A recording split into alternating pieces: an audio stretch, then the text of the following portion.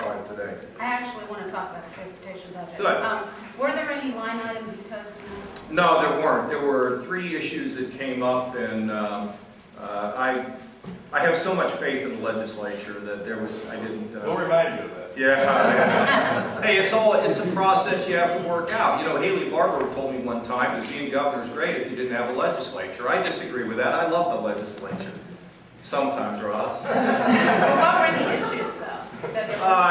You know, with staff, nothing that was that jumped up that was any major sort of issue. Governor, your taxation department testified in opposition to adding an exemption for the commercial activities tax for petroleum exchange. Well, that had to do with the exchange. It's a very complicated issue, but my policy people looked at it and they felt comfortable that that there was no reason to change what had been going on, and I'm comfortable with that as well. The argument was that the slippery slope argument that this would encourage other industries to seek exemptions. Any merit in that? I'm not a real big believer in all these slippery slopes. Okay, I mean, unless they're slippery slopes that I'm concerned about. But in this case, I'm not too worried about that. I've never been a tax man. You know, the Beatles had that song, Tax Man. I recommend it to you. Yes. Do you have a position at this point on House Bill 125, the heartbeat bill, which appears to be... I haven't been able to really sit down and take a look at it. We've had a lot of things going on. I've always been pro-life. We just have to see what it looks like when it moves through the legislature. On the, with that, on transportation, with the raising of the cost threshold for investigations by police officers for crash. Yeah, I just was made aware of that. You know, the police department's really requested it, Joe.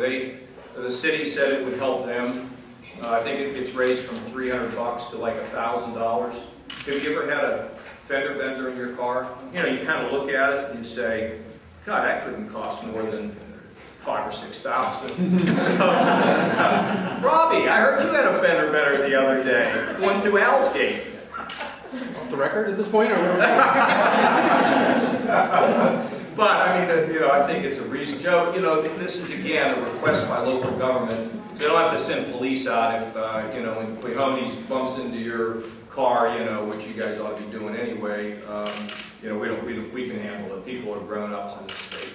There's a lot of testimony about there being a lack of funding, especially in future years, for transportation and infrastructure projects.